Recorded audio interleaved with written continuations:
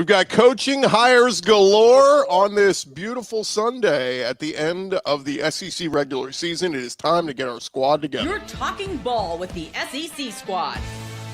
From Alabama to Tennessee, from Georgia to Oklahoma, from Auburn to Texas, it's the local experts of the Locked On Podcast Network bringing you scoops, breakdowns, and the most comprehensive preview of the upcoming SEC weekend. It's the SEC squad, and we have a seat for you.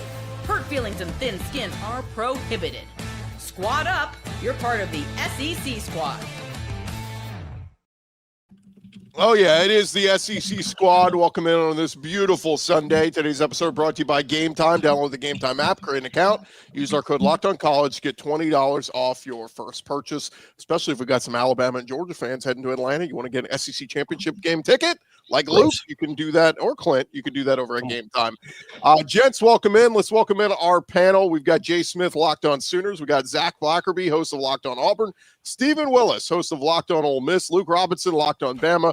John Miller, Locked On Mizzou. And Clint Shamblin from Locked On Bulldogs. I'm Chris Gordy, host of Locked On SEC. And guys, we have got tons of nuggets. I was recording a show this morning just to talk about the Lane Kiffin LSU stuff, and boom, boom, boom. Dominoes start to fall. Jon Sumrall to Florida. We got Alex Golesh to Auburn. We got Ryan Silverfield at Arkansas. So let's start. I guess let's start with Stephen first. Stephen, the Ole Miss drama is really ramping up there in Oxford. What's the latest? It feels like Lane Kiffin is in full burn it to the ground mode at the moment. The rumor came out from On3 that he basically told offensive staff, either come with me right now. If you coach the ball game, you will not have an offer whenever it happens. And there's rumors on that. It's all over the place. It's it is not a good situation. It's at the point where, as bad as he left Tennessee when all that went down, this is that on steroids. And honestly, I will feel sorry for LSU fans because it's coming your direction next, because every place he's left has been like this. Zach, let's get a thought on your new head coach, Alex Golesh. It was rumored a few days ago he was possibly going to Arkansas, had an offer on the table from Arkansas, but obviously Auburn a better job. Yeah. Sounds like he had the offer and he wanted to sit to see if the Auburn stuff happened. And I think with Sumrall trending to Florida, ended up being Alex Golesh. I mean, you look at his offensive numbers and what he did as an offensive coordinator at Tennessee, literally the best offense in college football in 23, I believe, 22. I think it might've been 22 with Hendon Hooker and a lot of those guys. Obviously super, super exciting. And then you look at what he did at South Florida the last few years, very prolific offensively. You just you hope that translates to the SEC, which it feels like it could, because he's called plays at a high level in the SEC not that long ago. Let's open it up to the rest of you guys. What are you guys thinking of some of these moves? Like we said, Alex Golesh to Auburn, confirmed. Jon Sumrall to Florida, confirmed. Ryan Silverfield to Arkansas, confirmed. The Lane Kiffin to LSU, not fully confirmed yet, but it's all trending that direction. But what do the rest of you guys think of all these hires on this Sunday? I think the interesting one to me still is going to be this Lane Kiffin one, because as Steven kind of mentioned it, he's really in burn it to the ground mode, because if he had made a decision first thing this morning, I think Ole Miss would have had a lot more options, as a lot of coaches probably would have jumped on that opportunity, especially because how the Grove Collective has been on the forefront of NIL. They have jumped in that feet first with excitement in getting players and spending money. And if Lane would have just said something 9 o'clock this morning, or even last night or Saturday morning, like the expectation was, they probably would have rounded up and got themselves maybe a coach they would have preferred. Now they're it's going to be scramble mode until Lane just makes this decision, unless he's doing like the ultimate troll job, which I don't think he is. But I also like the Alex Golesh pickup by Auburn. As Zach mentioned, his offense in Tennessee were great. We wondered if it was him or Heupel. He leaves. Heupel kind of struggles a little bit, and then he gets back going because Joe Milton obviously wasn't the good quarterback for that system. But, Heupel got back to his bearings because he went back to taking over for the most part. But he did really good. And then at South Florida, you saw some fun out of him. So I think that he's going to be a really solid hire. I'm glad I don't play Auburn next season, so I don't have to worry about seeing that. But I actually like that hire a lot. Silverfield, I don't know. Is it going to be another Mike Norvell? That's kind of where I'm kind of wondering on that one. That's the thing that concerns me. Yeah, this Lane thing is very interesting to me. I'm not defending Lane. I don't think he's great. However, if I'm Ole Miss, I want the next coach to be set up for success. I want to have a good program. I want to have playoff wins, and I don't want to make things as public as possible. So Lane is doing his thing. Great. Everybody knew who he was when he came from wherever he came from. It was a known commodity. Ole Miss, now I'm very confused with how everybody's handling this. If I'm Ole Miss, I'm shutting things down. I'm not talking. I'm saying all the PC things in the entire world to set my school up for success coming forward. Right now, let Lane go and let him burn bridges and let him do his thing. It's almost like you could be right. Yeah, Lane's kind of a sleazeball. Okay, cool, great. Let him go talk about that. Let him be him. And you handle your business so that you're set up next. That's the thing in this that I'm very confused by and why we probably saw dominoes start falling in a lot of senses today and ongoing with all these hires. Coaches are going to other programs that won't have this sort of drama surrounding them.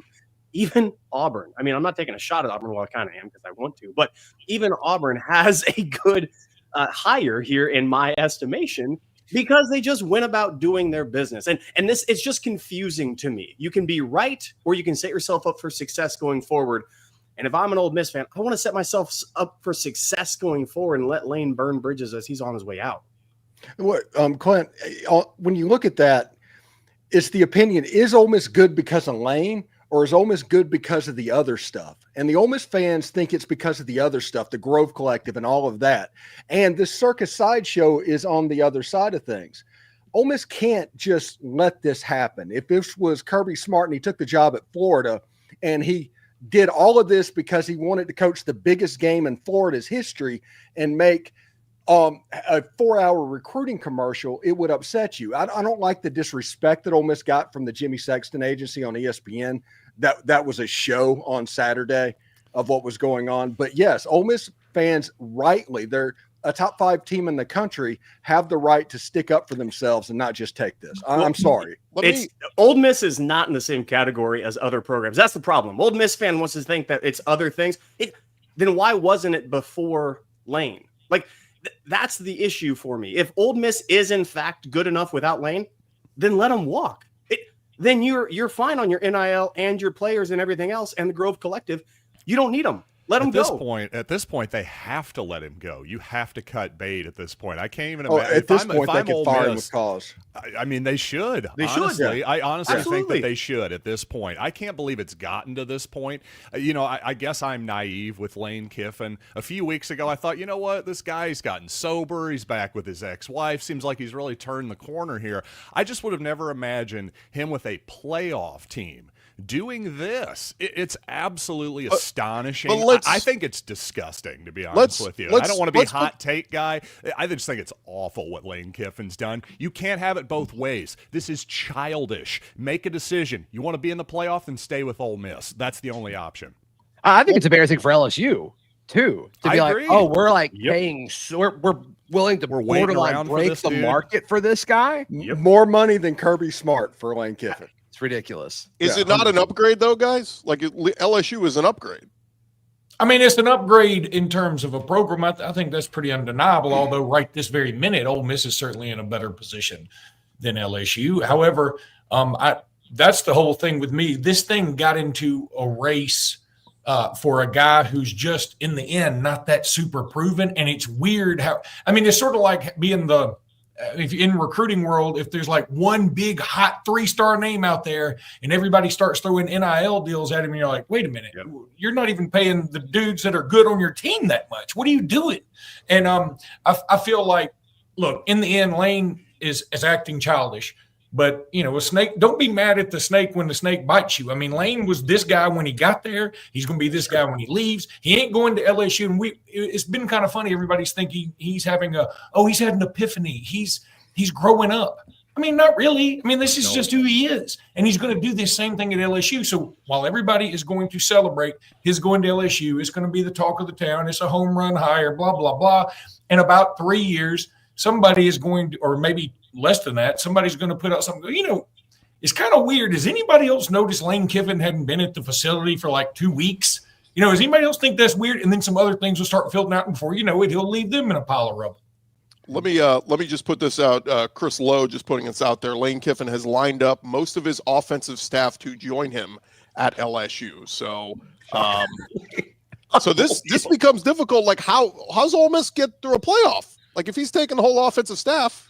Well, luckily, Ole Miss has like 25 analysts that they have as well, and they can coach on field. So on-field coaches that are going, if they take McDonald and the offensive line coach and the running backs coach, there are positions in that position group that have experience calling plays. You just wouldn't have the frontline guys. Does Ole Miss do the same ultimatum to players as well? If you're not going to be with us next year, you can't be in the playoff with us. They do. If you that's the reason they had one opt out for the Gator Bowl last year, because everybody thought that Ole Miss players were just going to opt out, but the Grove Collective structured it in a way to where they needed to be there. Let's play devil's advocate, guys. Should they have entertained the idea of letting him finish? Because we see Jon Sumrall is good. Okay, I'm just saying, Jon Sumrall is going to be allowed to coach Tulane as far as they go potentially in the playoffs. Eric Morris has accepted the Oklahoma State job. I get it. It's in the SEC, their rival. That's the reason why not. But is there a reason why they maybe could have? Because LSU was saying, we'll let Lane coach the playoff if he wants. Of course, LSU wanted him to. Should Ole Miss have entertained that, though, and try to win a championship while he's still there? No, they shouldn't. And I'm going to tell you why. Because the way that that will be done is he's basically advertising himself out there to recruits, to transfers, saying, hey, look at what I'm doing here. Anyway? Come join me. I'm LSU. He's already done that. You shouldn't give him more free marketing, free advertising. Get him out of there, get her done, and just be over with it. You should just completely break up. Like, I understand what you're saying, Gordy, because Ole Miss deserves better in this situation. Let's just put it that way. They deserve better, because I think it is very much blatantly disrespectful, but they make sense for not letting him coach it. Why in the hell would you let him do that after because he hasn't done it in a graceful way to because deserve Lane Kiffin that is such a paragon of virtue. We can definitely right. trust Well, that's what him I'm saying. for Like, the next he few didn't do this weeks. in a Like, what are we graceful way talking whatsoever. about here? That's Y'all, insane.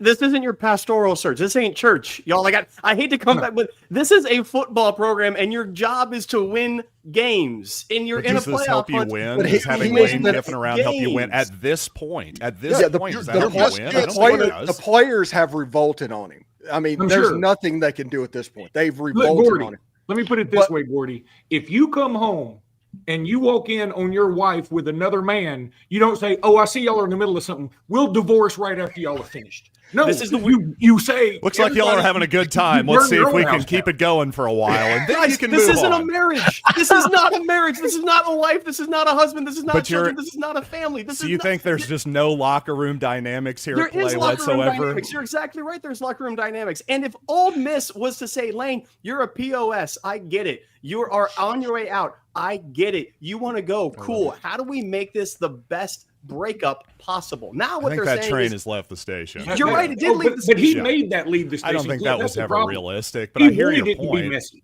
I hear your point, Clint. I really do. You're saying, hey, put all that emotional stuff aside and let's win the freaking Let's championship. win games. I'm with you. I just think, boy, we're way past that point. That was 2 frankly, weeks I think ago. that idea was unrealistic in the first place. You're but right, I John. appreciate the thought. I just think that's a little Pollyannish, especially when Lane Kiffin is involved. Yeah. 2 Obviously, weeks A little ago, what? Pollyannish. You know what a Pollyanna is? It means you're like basically grossly naive. Okay, got it. It could have Ted happened McLeod's, before that there kind was of an thing. ultimatum given. It could have happened before Lane did what he did. Both parties. Like, this is a whole cluster. Completely agree. If 2 weeks ago we said, "Look, we're heading to use your example, heading to divorce." Okay, fine. How do we split up things well? How do we have an arbitrator come in? How do we end things amicably? Yeah, 2 That's weeks now- ago, maybe. Yeah. Maybe. Now, Right. I'm trust me. They should fire him with cause today. Like, it shouldn't be an announcement. You should be fired today. Well, Now the at problem this is, I think they owe him a buyout, right? If they fire him before Not with December cause. Not with cause. No, not with cause. They can fire him with cause, I think, right now, because 100%. there's been some weird stuff going on. And like the last time, Ole Miss told Lane no twice in 6 years. The first time was when the ultimatum happened. And we know what happened after that? Lane Kiffin decided to play SEC job tender publicly publicly sending planes all around, lashing out. That was the first time. The second time was this. We need a decision right now. We need to know what's going on. We need you not to coach the playoff game if you're going to LSU, and this is what's happening. Let's just blow it all up. And it's not necessarily Ole Miss is doing, other than the fact that they did say no twice in 6 years, but it's ridiculous, guys. I wonder if any of this scares LSU fans right now. I mean, I'd be a little nervous about. I mean, yes, you're happy. Yes, Ole Miss is a big rival, so you're screwing them too, and you like that aspect of it. But in the end, aren't you? You're not going to fix him, huh? No, you're not going to fix him. He's not going to change for you. I know that's what I'm saying. If you're an LSU fan, aren't you like? Yeah. I don't really like it right now, Luke, but we do agree on that. I think the thought is you're going to ride this train as long as it goes. You get a 4 or 5 year window with Lane at LSU, you try to win a championship. I think most LSU fans get he's weird, and if an NFL gig opens up in a couple years and he does well, the hope though is at least he gets it more than Brian Kelly did. Brian Kelly was stuck in the old school, wasn't willing to do the work. Lane's willing to do the work, but yes, you have to. If you're an LSU fan, you almost have to just take what comes with him. There's nothing you can do about it. I mean, it is what it is. They're hoping that he can replicate what the other 3 of the last 4 coaches ever did there was win a championship and then eventually get fired with cause for doing something stupid. So that's what they're hoping for. Saban didn't get fired for cause. He left. I mean, Saban doesn't count. Saban was like the only good coach, though. Let me say that. The bad coaches got fired with cause where Saban went to the NFL. Which, at the same time, if Lane does the same thing, and he, like you said, if he goes to the NFL, that's actually another scenario. This is really weird. LSU, this is kind of one of their problems. LSU has had success, but this is a standard for them. They go through little windows with a coach, they win, and then they melt the whole thing down, and they do it again. This is maybe LSU. It's a perfect fit then. Yes, as weird as that is, I wouldn't want it. I hate it. It's the worst for me. I want stability in my program, but LSU and Lane Kiffin are made for each other. And to your point, LSU, if it does go bad, they can recover. They always seem to. They always seem to land on their feet one way or the other. They did have some stability. Les Miles was there decades. There was stability there with him. It just kind of ran its course at the end because he wouldn't adapt to the changes. Saban did. Saban hired Lane Kiffin, which was so out of the box for Nick Saban, but he knew he had to do it to adapt. The Ogeron thing I still say is a success because 2019 will go down as one of the greatest seasons ever. So, yes, you take the bad from Ogeron because the good was so great. But they missed on the Kelly thing. Look, I stand here today saying I thought Hugh Freeze and Brian Kelly were going to be home run hires. They failed on both levels. Are LSU and Auburn in better spots today moving forward? I think so. Lane Kiffin at LSU and Alex Golesh at Auburn, I think, I'm going to say on the record today, I think are both great hires. Will they win championships? We'll see. We picked up Russia as a pipeline. Okay. Y'all are laughing. I think Zach really believes that, along with a lot of That is so awesome. I love it. I'm about to start crying. That is so good. Before we move on from this topic, though, guys, is there a way to fix this? How do we fix this? If this same scenario presents itself in a couple, because Alabama will see on Kalen DeBoer, but that man is dead man walking every year there until he wins a championship. So, let's say same thing happens. Let's say Golesh is awesome at Auburn, and they decide to steal him away, but Auburn's going to the playoff with Golesh. You know what I mean? If this same thing happens, how do you fix this? I think you do the same thing they're doing with the players. Make a transfer portal window to where it's a little bit later in the year. If it's good enough for the players, it's good enough for the coaches, which basically have free reign to do whatever they want anyway.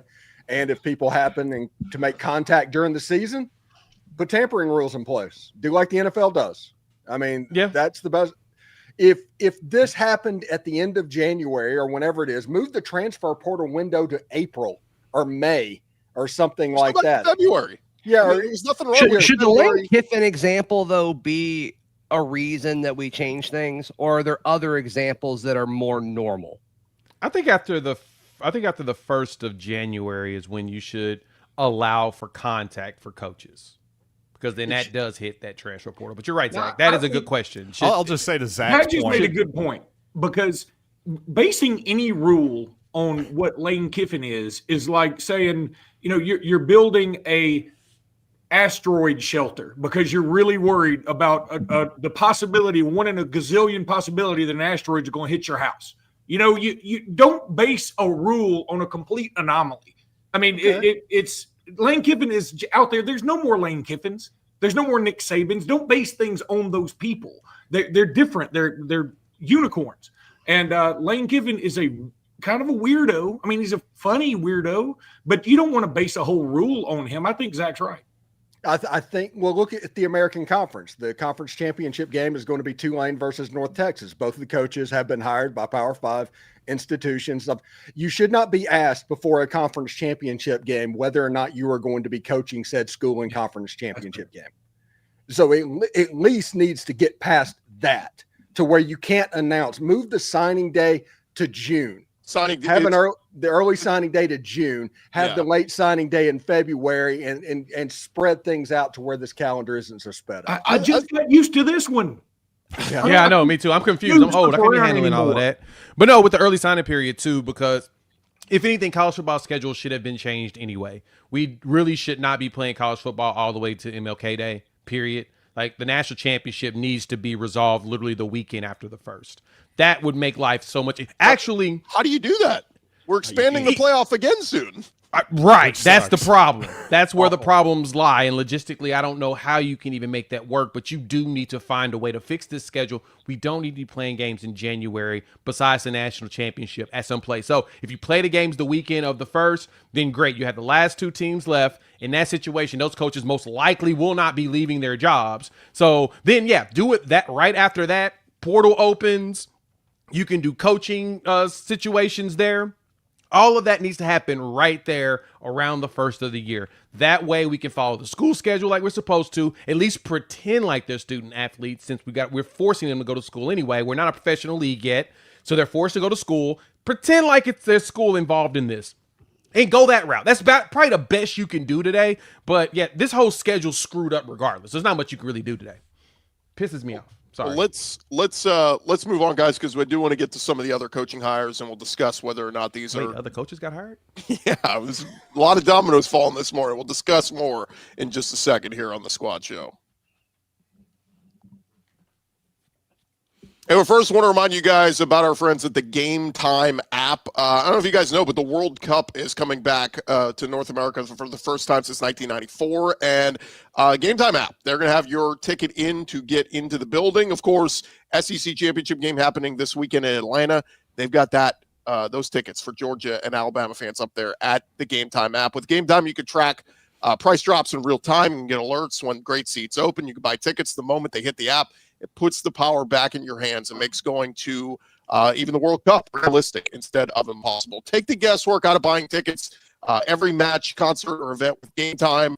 Download Gametime app, create an account, use our code LOCKEDONCollege, get $20 off your first purchase. Terms apply. Again, download the app, make an account, use our code LOCKEDONCollege, get $20 off. Swipe, tap, ticket, go. Download Gametime today. All right, guys, as we get back into it, we kind of glossed over. We got Zach's thoughts, but what do y'all think of the Alex Golesh hire? It seems like, Zach, what's the feedback are you getting from Auburn fans? It sounds like most Auburn fans are pretty optimistic about it, and I was a little worried last night, though. When they said team meeting at 10 a.m., I was like, oh, don't go to DJ Durkin. But I think in this world, do you expect DJ Durkin will be retained as the DC? I do. That was certainly the talk during a lot of the coaching search. That was like, okay, how would this head coach pair with DJ Durkin if he's retained as defensive coordinator? But you're right, Gordon. I went to bed last night thinking it was DJ Durkin. I woke up this morning thinking it was DJ Durkin. Then I got some calls this morning, and I'm like, oh, okay, we got something brewing here. And then a few minutes before this team meeting started, it leaked out, and folks started to report it. So, admittedly, he's not a guy I looked at a ton during Auburn's coaching search. So, I mean, it's a lot of stuff that I looked at, this morning and what was in the press release that Auburn sent out. But obviously was, turned South Florida around pretty quickly as far as, the previous 3 years before he got there. They had won 4 games and he's got them winning now.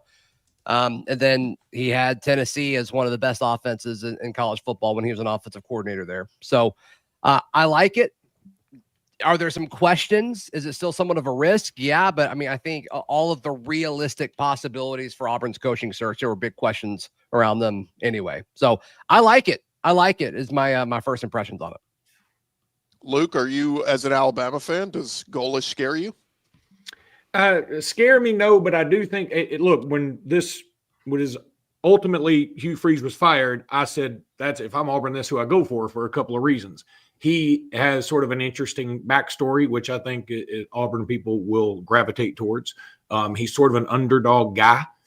He apparently went to Ohio State, which I didn't know till very recently, which I think is also kind of cool. I mean, he's been around a bunch of success.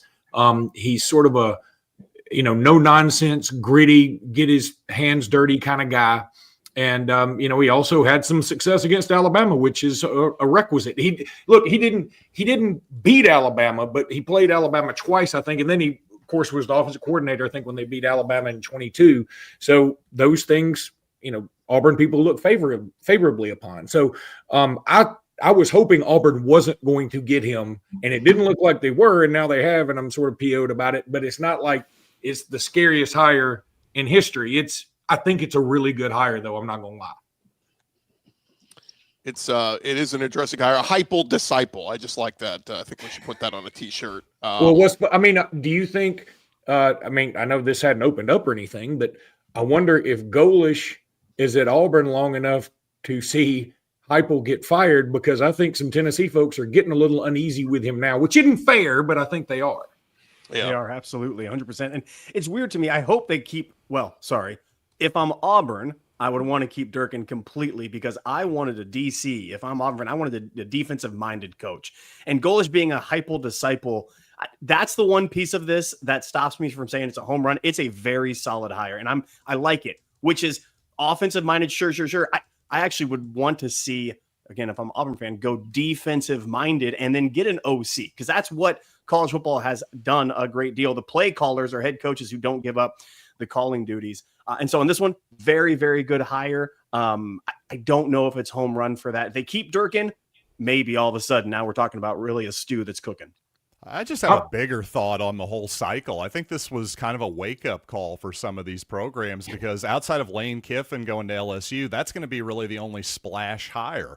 Don't get me wrong, maybe it works out at Auburn, it works out at Florida. I think Penn State is in the same spot right now. They were going, hey, I thought we were going to get Kirk Cignetti or Eli Drinkwitz or Kalen DeBoer or Marcus Freeman. I thought especially most of those were totally unrealistic, especially Freeman and DeBoer, in my opinion. But I'm just saying, a lot of these guys have stayed with their teams, and I think a lot of Florida fans in particular thought, oh, we'll basically just get whoever we want.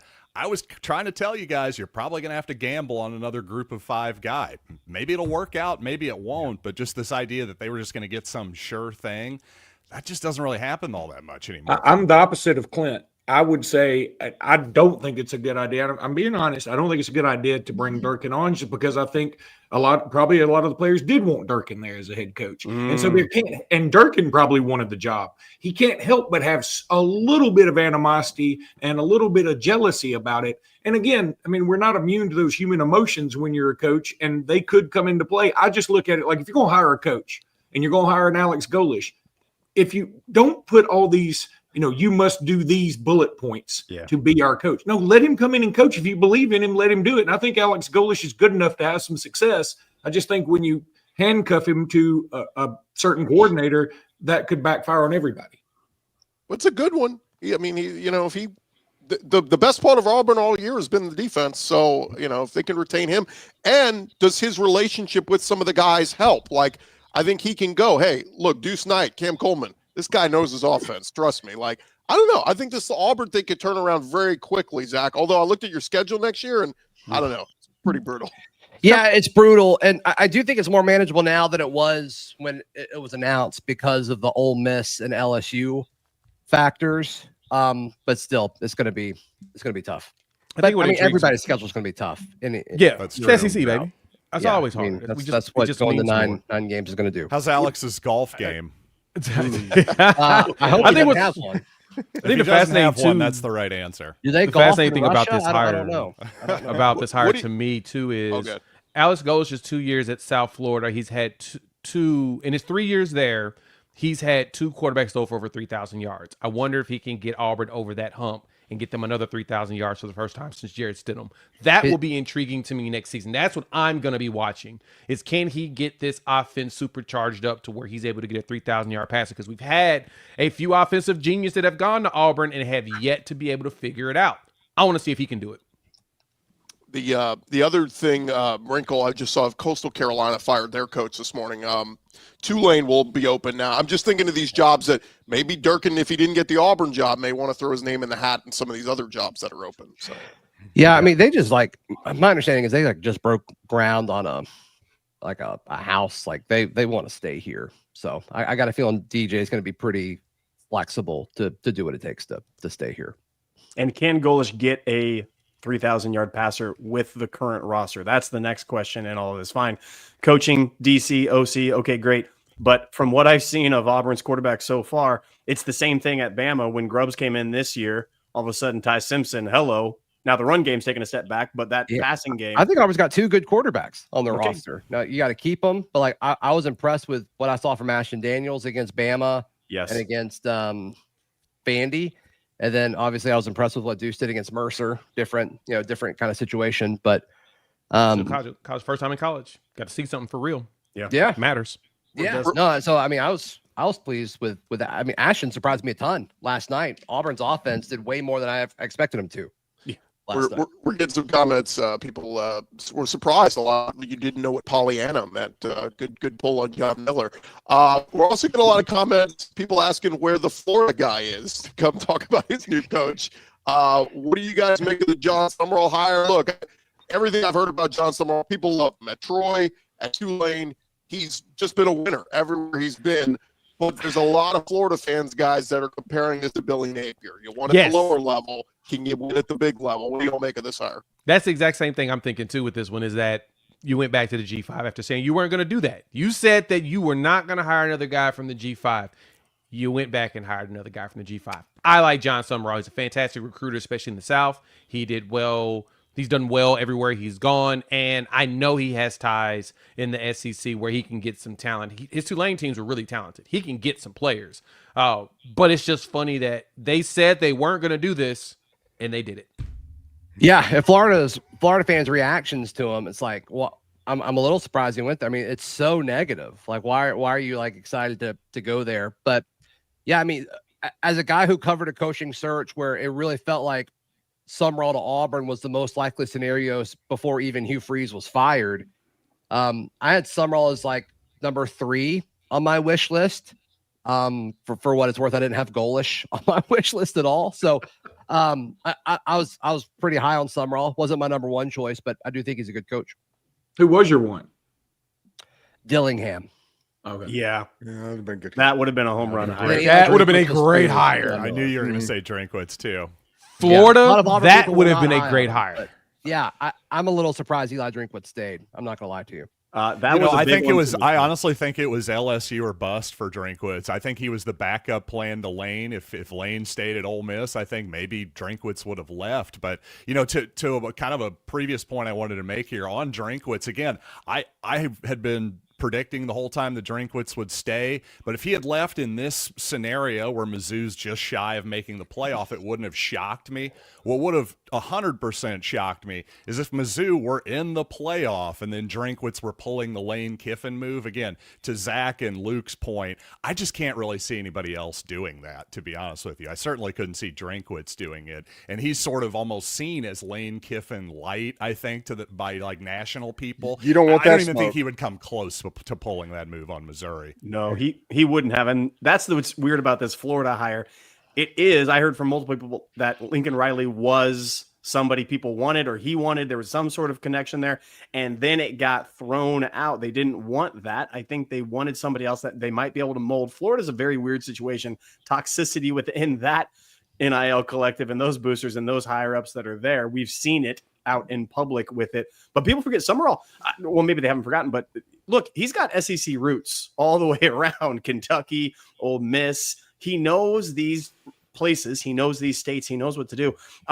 Same thing. It feels the same to Auburn. It's not a home run hire for me. I'm not terrified by Sumrall at Florida, but I do think it could be maybe a notch above Billy Napier 2.0. If he learns from Billy, don't play call, don't go hire 28 different intern assistants all over the place, be more kind of standard traditional SEC. He might have something there. The one thing to take note here, I think both Sumrall and Golesh are walking into better situations than their predecessors did. So they may have more success just because the rosters are better. But again, the schedules are going to be harder, so who knows? I got something for you guys. It looks like we may have a Mike Elko / Mark Stoops situation on our hands at Arkansas. Arkansas fans, according to Sidelines Arkansas, organizing a protest of the Silverfield hire at noon outside of the Jones Center football facility. Tennessee as well. Okay. Yep, here we go. What? Here we go. Why? Well, I mean, who do you want? I was going to say, who do you want then? That's the thing. That was my whole point. This is a wake-up call. If it's not a wake-up call to Penn State and Auburn, it certainly should be to Arkansas fans. My goodness. When did you guys count? You were in the top tier. They need to figure out how to stop an outside zone play first before they worry about his coaching. Maybe not commit a penalty. Our guy There John were Neighbors. 12 people at that game yesterday.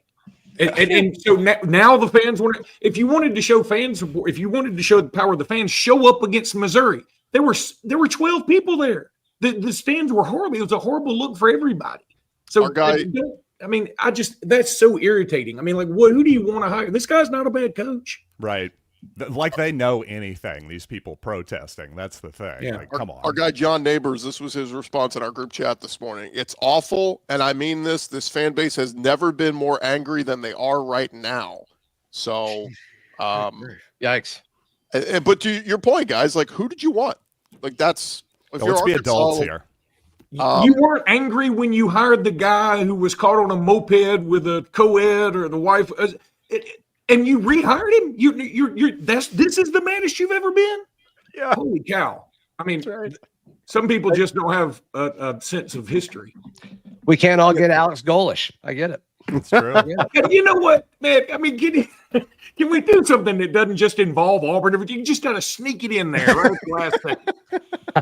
When we return, guys, we do need to hit on. We have some news coming out of Ole Miss. Hold on, Gordy. I'm sorry. Luke, you literally made your assessment about Auburn hiring Golesh about Bama. I don't want to hear that.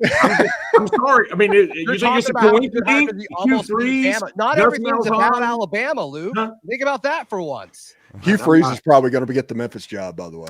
Hey, Luke, the reason why, because we don't have to do a coaching search every 3 years. And so for you and I, we don't have PTSD about it. They do. Let them vent. Let them have therapy, man. Good point. Fair point. That's a very fair point. News out of Oxford when we come back. Yay. Hey, do you have a friend like Zach Blackerby that you really want to just send him the perfect holiday gift? Maybe Luke is looking for something from Zach this holiday season. Might I recommend Omaha Steaks? They deliver handcrafted perfection right to your door. And this week, best time to jump in. They got their cyber sale going on. The deals are huge. I said this a couple years ago when we moved into our house. The prior homeowner, somebody sent them some Omaha Steaks we got them by accident. So let me try these out. And I love them. And now every year I've ordered Omaha Steaks because they are delicious. And of course, you could save big on unforgettable gifts with Omaha Steaks. All you got to do is visit omahasteaks.com. You get 50% off site-wide and an extra 20% off select favorites during their cyber sale. And hey, you want an additional $35 off, use our promo code COLLEGE at checkout. So if you got a Luke Robinson in your life that you want to send some steaks, a Zach Blackerby that you want to go, hey, Auburn sucks, but here's some steaks. Go to omahasteaks.com, promo code COLLEGE. Terms apply. See their website for details. I hate y'all. Gosh, I want that to be my promo code. Auburn sucks, so here's some steaks. I can't stand 20%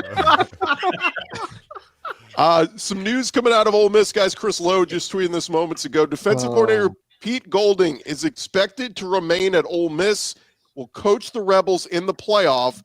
Golding is also a candidate to replace Kiffin as Ole Miss head coach. So this is almost, I don't know if it's a job interview for him, but that would be the most likely situation there for Ole Miss. Yeah, I think it's a tryout, honestly, if we're going to be completely real about it. We've got to the point where Ole Miss getting the play, they should be favored. They should have a G5 type game to where they play Tulane or something like that again. But now it gets weird. It's going to get weird. So that environment is going to be extremely stressful. If Ole Miss can come out and play pretty well in that would probably look very favorably upon Pete Golding if he gets the job. Is he the next Kirby?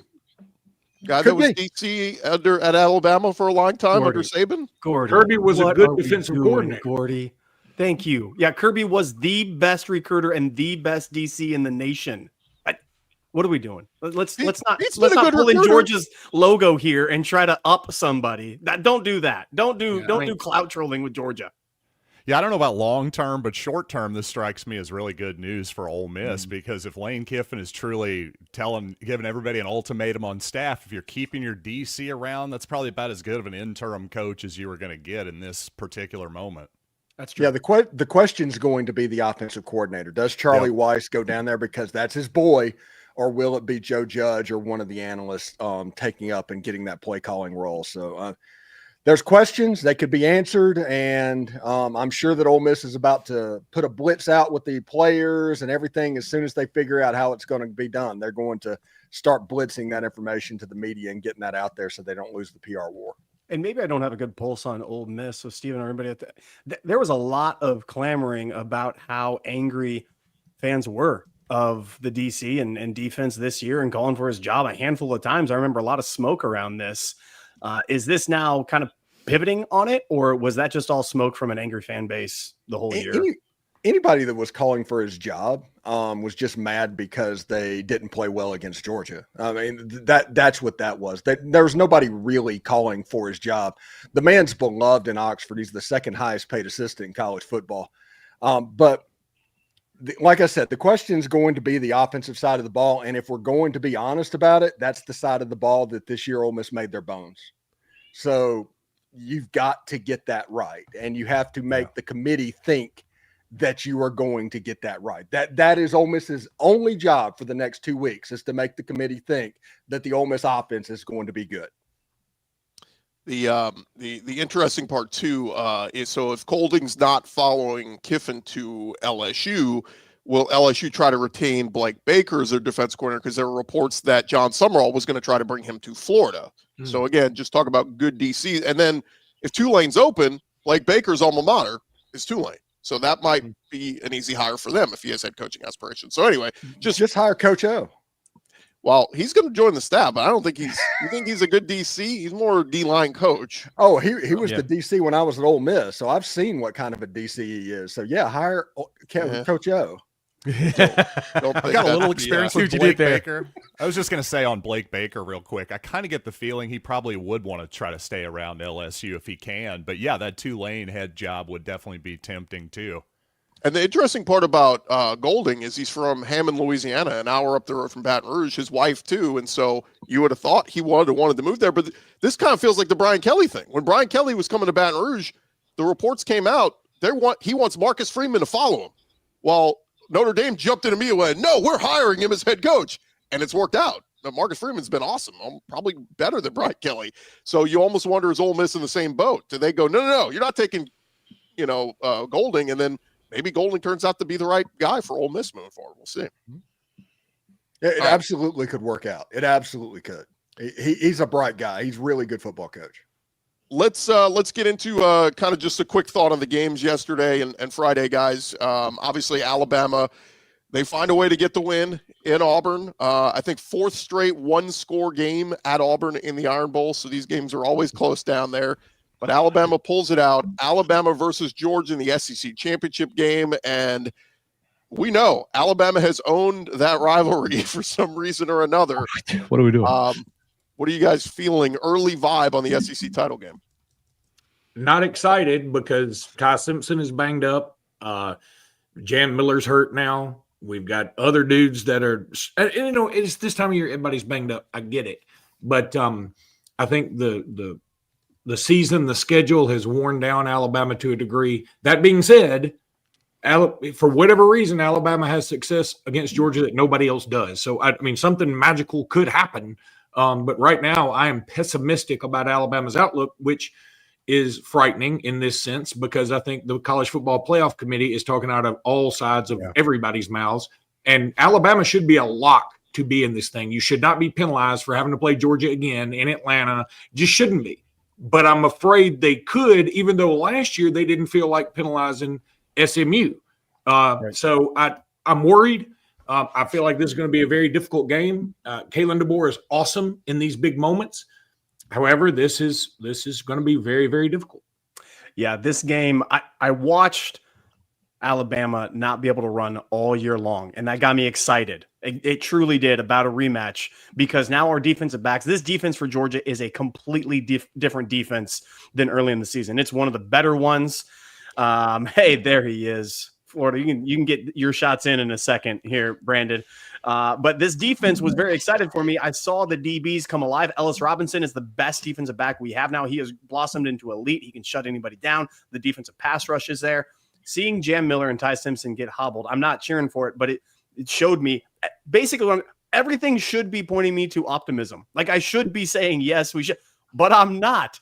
It's Bama, and I hate my life that for whatever reason that freaking colors come across Georgia's helmets and we just start pissing down our leg in these games, and I hate it.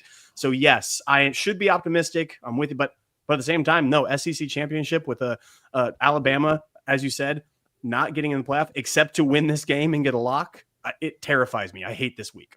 So, with that being said, you made mention of a color that terrifies you. Is there a possibility that we could translate that color over my direction when we play out next year?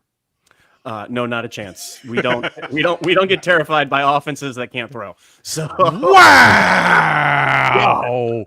Clint, I thought we loved each other. I still John, love you, but that was good. That was actually well played. I'm going to give you that. But I want to pass this to Brandon. Oh, wait, Brandon. Hang on, real quick. Show of hands. Who likes early read, or who likes Alabama to beat Georgia the SEC title? Raise your hand.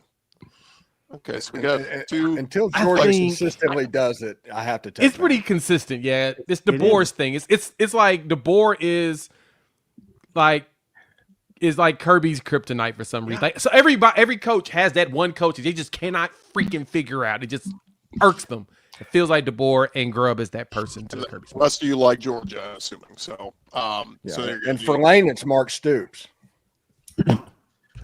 We just got a late add to our show here. Our buddy Brandon Olson, Locked on Gators. Brandon, you in the chat. I mean, everybody was like, "Where's the Florida guy? Bring the Florida guy in." So we'll pose the question to you, Jon Sumrall: is he the next Urban Meyer, or is he the next Billy Napier? I don't think he's the next Billy Napier. I'll say that because I will also pose the question to anybody that does say he's the next Billy Napier. Outside of coaching in the G5 in the state of Louisiana, please tell me how, because there are really not similarities like that. But it's fun. Like, I get it. It's fun to be mad about it. I think that the fan base would have been pissed if it was anybody not named Lane Kiffin. I think that's really what it comes down to. That's a fair point. Because that's what so many of us, for the whole month that Florida was pursuing him, so many of us were like, all right, well, Florida's in this at least. And then, the final 2 weeks, a lot of the fan base was like, oh, it might actually be happening here. Guess not. But then you end up with Jon Sumrall. And I think that for a lot of people, that's not the name that you had really sold yourself on. And so the fan base is going to be really mad. And that's fine. That is what it is. I will say this. Everybody I've spoken to acknowledges Jon Sumrall is a hell of a coach. I know that he's a much better in-game football coach than Billy Napier. I can say that confidently. Brandon, why didn't this is very curious to me. Why didn't Florida go after Alex Golesh and then Auburn get Sumrall? That makes so much more sense to me. I mean, he's right there. He's doing a good thing. Now, I will say Kevin Skarbinski just put a tweet out and said, so Auburn football hired a coach in Alex Golesh, who in 3 years at South Florida finished 5th, 6th, and 4th in the American with one of the best budgets and went 2 of 4 against ranked opponents and lost to UAB and Trent Dilfer. All that being said, I think Alex Golesh is a good hire, and I thought he would have been great at Florida, and it makes sense there, and I think Sumrall made sense at Auburn. I just don't understand why those two things didn't happen. I think that Alex Golesh might have been Alex Golesh to Auburn with, I'm assuming, DJ Durkin as defensive coordinator still. That's the assumption. Nothing's official yet. Yeah, that's the assumption I'm going to make. If that's the case, then that's as close to a home run hire as I think you're getting out of the G5, to be honest. Pairing Golesh with a great DC. So you would have rather had him too? I had them both in. I had I just put tiers. They're both in tier 2 for me. So I would have been happy with anybody in tier 2. I think that when it came to the G5 approach for Florida's perspective, at least, I was very simple. If you want a defensive minded guy, go Sumrall. If you want an offensive minded guy, go Golesh. I'm happy with both. I think Sumrall's a bit riskier. Generally, I think defensive-minded head coaches, when they're making that jump, are a little bit riskier. Especially if you nail the OC hire, then you're going to have to replace an OC, and I feel like we've very often seen, every 2 years. I feel like we've very often seen a defensive-minded head coach. Like once you screw that OC hire, it's tough to win games, keep your job that way. Especially because the product on field is not going to be great. But we'll see. I think for Sumrall, I have to reserve everything until I know what the coordinators are going to be. That's it. It's really that. Like he's going to live or die with offensive coordinators or with his coordinators. And so I'm going to bank on that. Again, from what I've been told, he's well respected. I know he's a good football coach on field. We'll see what he does recruiting wise. We'll see what he does, all that. My biggest concern is honestly just booster buy-in, fan base buy-in, with it not being Lane Kiffin. Because with Lane Kiffin, Florida was prepared to make him, the highest paid coach with a ton of investment and a ton of all that. And as fun as it would be to just go, okay, well, they were going to give that money to Florida no matter what, depending on, regardless of who the hires. That's not how things work. And so for me, it's much more concerning about, are you now expecting the coach that a lot of the fans and boosters think is worse than Lane to reach the same expectations while you're also giving him fewer resources? And I think that's a tough sell. I got an OC for you, Brandon. Bobby Petrino. You want him? It's available. I'm reporting you to HR. He's an OG, not an OC. It did get me thinking, though, does Hugh Freeze surface somewhere? Does Brian Kelly surface somewhere? There's, maybe as a coordinator, not a head coach. Hugh Freeze feels done to me. He's angling for the Memphis job. If it comes open, he wants to be at the front of the line. I mean, it is open, but they're revolting at the moment. So fair. Sure. He made another Schiano situation may happen. That's true. There's an empty Winn-Dixie seat somewhere that Hugh Freeze is about to turn into one of those new mega churches. You can bank on that. Maybe you get some poaching too. Maybe Kirby Moore gets poached by Florida. I don't know. I'm just thinking outside the box here. Moore? Seriously? You can have him. I'm just putting some names out there of guys that could be poached. I did see two names that people floated out there because I said, where does Ole Miss go next? Obviously, Pete Golding maybe going to get a chance here to show, but a lot of people are high on Oregon's OC Will Stein. That name keeps getting floated out there for. I'll say, can someone make a valid case for why he would come to an SEC? Like Florida fans want to keep throwing his name out there. They go, just make him the highest paid OC. Why would a guy who's one more year away from a head coaching job relocate, go to a school where he's got to teach a whole new, where he has to teach all these players his new offense when he can just get great resources and investment at Oregon? Against a harder schedule too. Yeah. And Dante was going back to school too. Why would you leave that? Yeah. I'd say the only angle that would work there is that he's 36 years old and he's looking for another challenge, like a big challenge. He's really trying to prove himself that he really is that dude. That's probably the only reason why you can make the argument for that. But I don't see it either. It doesn't make any sense to leave if you're going to the Big Ten right now without taking a head coaching job. You're going to get a head coaching job in the P4. Why leave if you don't have to? One more thing here, guys. We just got a couple of minutes left. How many SEC teams are locks for the playoff at this point? Some people have brought up the idea that if Bama loses in the SEC title game, it's a third loss, but do you keep them out if they're playing for an SEC title? So that debate's in there. I think OU got it. They're in with the win over LSU, although, Jay, I think everybody's begging to get a matchup against Oklahoma in the playoff because, by God, Mateer stinks right now. I really want it to. I desperately want to see teams really try to do something on this defense. I want it because that's literally the shit talk that we hear all the time is, oh, your offense is terrible, not doing anything, blah, blah, blah. Cool. You're right because they have been awful. They've been abysmal. But I ain't seen anybody really be able to do anything on this defense yet. Really do something to this defense. So until someone can really show me that, I'm good. Now, Ole Miss doesn't count. Lane Kiffin, we don't give him props. I was just about to pull up stats and be like, no, we don't give him props in here, Clint. Don't you do that. I'm sorry. Don't you do it. All right, my bad. But no, seriously, that's kind of what I'm intrigued by to see, especially now when the weather gets bad, we're probably going to be screwed. But I am very intrigued by some because we've played against, I think it was the entire month of November, we went against 3 top 20 defenses and then Tennessee's top 50. So we've played against some really good defenses. Like, we're not playing against scrubs. And I mentioned this even going into the season, that the one thing I was waiting to see from Mateer is how's he going to adjust to the SEC at the beginning. It's going to take him some time. It's going to take some time for Arbuckle because you're going to have to do it differently. These DCs are really good. And most of the defenses in the SEC have been looking really good. I mean, all the way around, even bad teams, defenses have been looking solid except for like Kentucky and, well, except for in one game, but and Mississippi State, well, except for like in 2 of their games. But Florida's defense has been really good. Despite the offense not being able to do anything, LSU's defense has been good. Ole Miss has been solid on defense. Missouri's been fantastic. Georgia, of course, is always Georgia. Bama's been good. Tennessee have their moments. They started to fall apart, but these are good defenses. I just had to wait and see if he can adjust. And post-injury, he's been looking like poo in his brain. So, but I want to see somebody else play against our defense. That's what I'm intrigued by.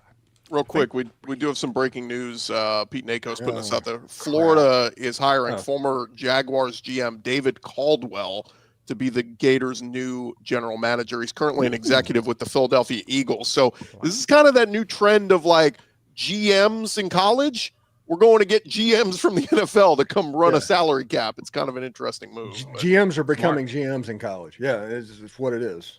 Yeah. Mm-hmm. Yep. That was the name that we were told to expect. So not exactly surprising. He was spoken to last go around when they were hiring a GM last time. Is really the aspect of some people that are, if you speak to Jags fans, they hate that man.